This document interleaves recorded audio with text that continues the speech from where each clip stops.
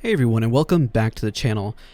Today is a big day. I'm hyped because lots to share, and again, this video real quick is sponsored by EA. Together, this is going to be our first formal introduction to the new arena mode on Apex Legends Season 9 Legacy. We'll cover the following topics. What is Apex Legends arena mode? How do you win? What are the full detailed mechanics of this mode? High-level legend meta? A brief gun meta thoughts breakdown, maps breakdown and thoughts, and we'll wrap up the video with is it fun with the pros and cons. Let us begin with what is Apex Legends arena mode? Well, we got the full day with arena mode, and arena mode is a completely new permanent mode that you can access on the main menu and queue into. You select your legend as you would normally, but proceed into a 3v3 economy-based battle, which is very similar to what we have infamously seen in competitive esports. This is where teams spawn in opposite ends of the map, decide their loadout, strategy, and then fall into action.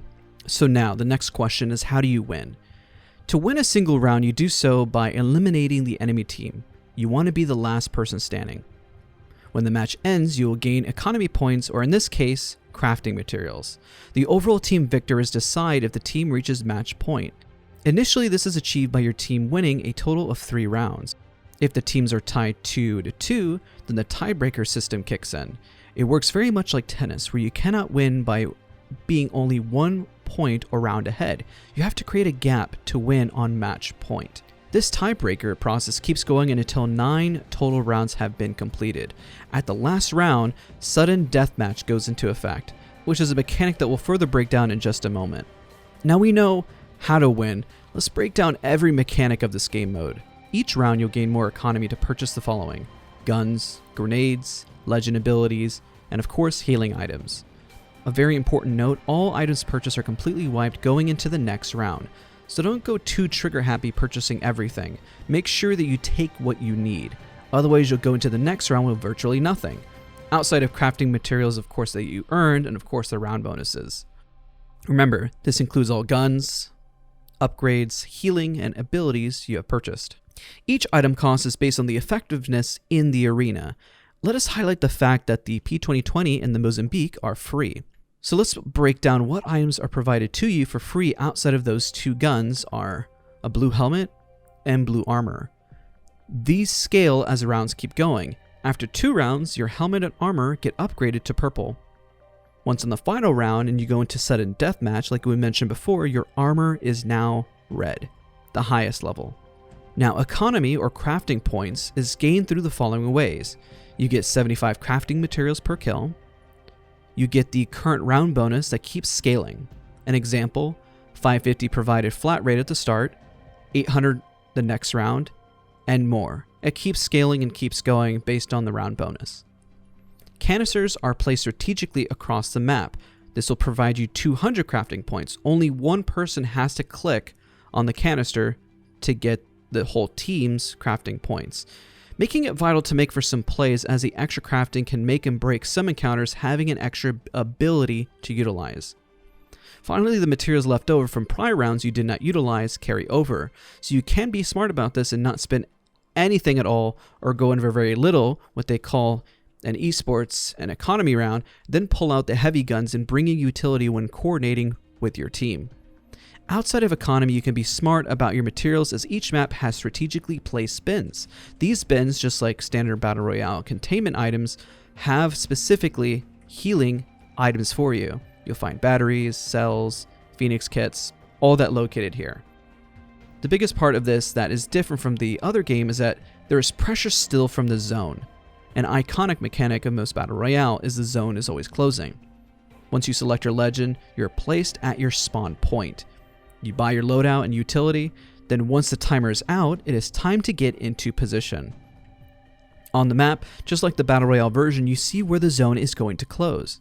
The timer at the start of the round is indicated at approximately 45 seconds until ring closure. The second zone is approximately 35 seconds until ring closure.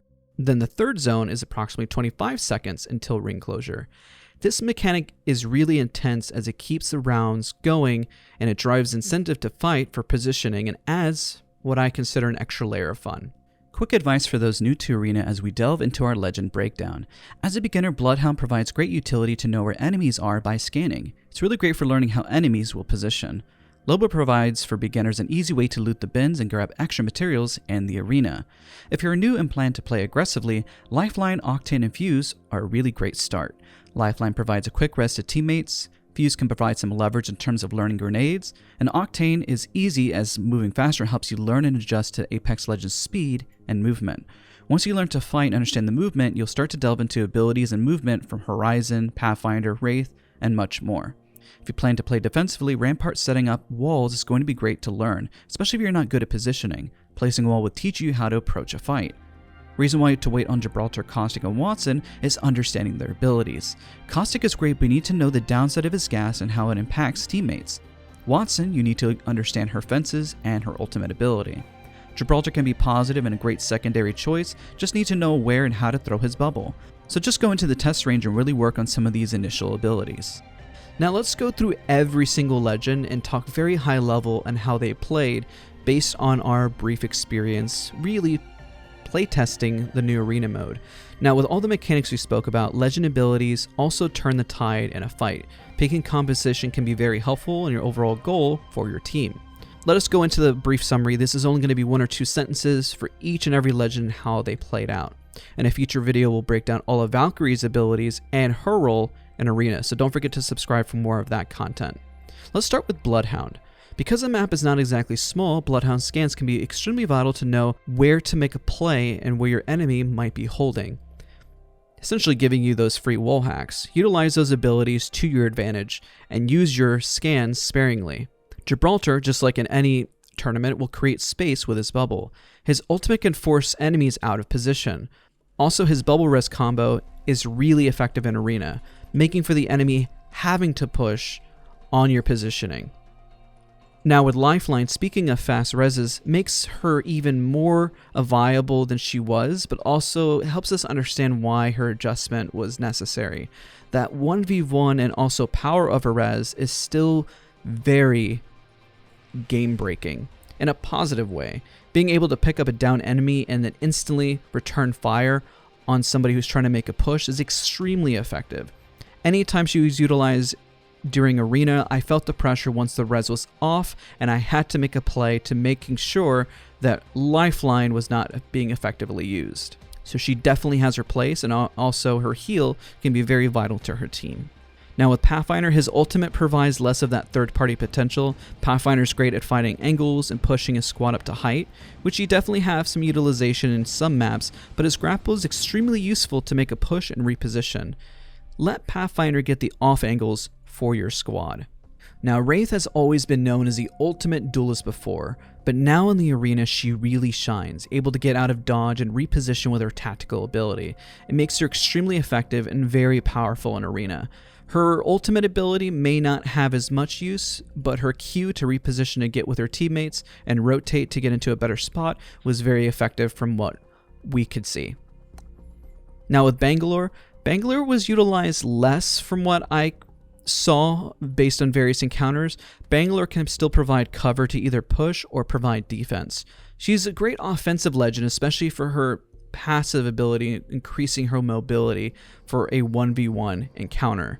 But outside of that, her ultimate didn't seem as punishing, and we'll have to see how Bangalore will continue to play out, especially with Valkyrie joining the scene. Now Caustic is definitely a strong anchor and good at holding out teams that want to push. You secure positioning and act as a team anchor, and making it very hard, because remember, healing is very sparing in this game mode, so pushing anybody to use a syringe or any sort of resource is very effective. Now with Mirage, with so many participants in the arena, it can be hard to actually bamboozle individuals, but remember, if pulled off, it gives away the angle they're holding or exposes their position to get a very good shot. You utilize this in other games where you have a decoy pushed out, or you have an ability in a competitive game to help pull somebody out of their position. Now for Octane, he's definitely one of the more aggressive legends, as he can get fast movement paired with a quick push for height. It works really well on getting the best optimal positioning quickly. And as you can very much tell from the zones, that is very important to ensuring your squad's victory. Watson is who I played most with, and with low profile now gone, she has even more potential than when she did before. Knowing that she can stop what the enemy team is spinning their crafting resources and economy on. And her healing that her ultimate provides saves quite a bit of resources and time whenever your teammate should be providing cover fire. Crypto was definitely less viable as his drone does take him out of the fight, and his downtime can be quite detrimental to the squad. The only big use I did see was when his ultimate was in play and it created a push. Otherwise, I feel Crypto definitely needs a little bit more of an adjustment when it comes to Arena, but perhaps somebody from chat can find more of his use. I just saw less of him when we had our play session. Now for Revenant, I was not really surprised to see him as much as we did. His silences does counter a lot of legend abilities, and with the small amount of timetable in the zones closing, it definitely helps push out the pressure. And his ability to make a double push with his ultimate was also quite effective whenever I saw it in use. Now with Loba, she actually has more of a play with her ultimate. Her tactical ability is definitely still one of her downfalls and needs to be utilized sparingly, but her ultimate can still at least gather heals from the bins and actually gather items from the care package that does drop down. So that can be quite huge for Loba. It's something to kind of think about in her synergy with the team. Now for Rampart, creating a foothold once you get positioning is key. In a battle royale, you need to rotate constantly, which is why Rampart always struggled. In this mode, you can hold a lot longer, which brings even more potential for her on the table. For Horizon, while she has been nerfed, her tactical ability brings the whole team up with her. I saw her utilized quite a bit in Arena just because of her 1v1 potential, and she works really well on maps like Artillery. Horizon main should feel confident knowing she has her use despite Valkyrie having such a presence. In fact, one round, her tactical literally was make and break for us winning the round as a team. Now with Fuse, nades are big in any tactical squad-based game, and it really creates openings. The issue is really anyone can utilize grenades. I did not feel the presence as much from his ultimate, but saw those looking to become more accurate with the grenades, which is where Fuse really steps in. Now, as we wrap up, we need to realize just how much there is to learn in terms of progression and how guns and weapons should be utilized based on their effective cost. In this arena mode setting, I utilized mostly the Wingman, Volt, Longbow, Bowcheck, and of course the Mozambique as my free gun. The reality is that this meta will change depending on the legend and playstyle. This will require an advanced guide, and trust me, as this goes into a live environment, I will be documenting to create a strong case study on what works and what does not. But we definitely need a lot more information to see how the meta will shift. There's only so much we can gather in a few hours, and again, this is a beginner's guide and an introduction overall into the game mode. The maps we got to explore were the following. We explored Party Crasher. Mirage lost control of a ship and crashed into a plaza. I have to say this was actually my favorite map of the bunch. I love the urban warfare type feel, and Mirage Voyage has always been a favorite of mine. The maps across the board were very well thought out, and I felt I could play strategically in so many spots. For this map, you can choose between the crash ship or the two-story buildings. Defensive characters or any character that can hold an angle really thrives on this map. The other map is Phase Runner, hidden experimental zone on the peak of a mountain. A solid map that has more open space. This one gets you faster in the action than Mirage Voyage, and my rounds ended much faster on this map. But this is why the portal is there, because they want you to really get into the action. This map really benefited from Legends who thrived in open space. That's the Legends I saw really thrive. If you utilize the portal on the right side of the map, I felt that is where some of the defensive Legends came into play, but of course this depends on where the zone pulls. Now Artillery from Kings Canyon was the other map mentioned from before. This one played out quite well and benefited more characters with verticality. This was a Pathfinder, Horizon, and Octane type of map. The verticality was just able to make plays to get out of dodge, something that lacked for these Legends and the other close quarter maps or open areas. So now as we wrap up, is it fun? I mean, absolutely, without a shadow of a doubt. The maps are absolutely beautiful, the gameplay just thrives here, the gunplay is really addicting as per usual, and it did not feel any Legend was specifically broken when we playtested. Again, there's only so much information we can gather, but I do look forward to seeing how the meta and everything does shift. We just need time for it to play out. We played about 7 hours, but overall it was completely blown away. So what are the cons of this? When we talk about cons of the game mode, I can't really think of a whole lot besides, when are we going to get a ranked version of this? Do we know if we're going to get a ranked version right away? When is that going to come out? Because this is an extremely competitive mode. How will this change competitive? Will this push out the Battle Royale experience that we see for comp? Are the pro players going to enjoy this more because it's more consistent? Only time will tell. I can tell you, though, that it was a heck of a lot of fun, and a lot of pro players and their feedback thus far were blown away just as much as I was. Because if this does become more popular than the Battle Royale, another con, what happens to the queue times? There is a massive player base across the board with this, so I'm confident that no matter what, this is going to thrive, and each of these points, as we segue over to the pros, got very little negative to say. I just know that when you do play it, that you're prepped from this beginner's guide. I appreciate all of you for allowing me to be the first introduction of this game mode for you.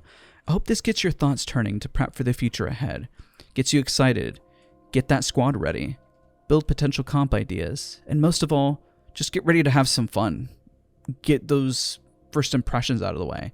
If I earned your sub, don't forget to drop that subscription. It would mean the world if you gave a sub, dropped a like, and commented down below more videos you want to see on this topic.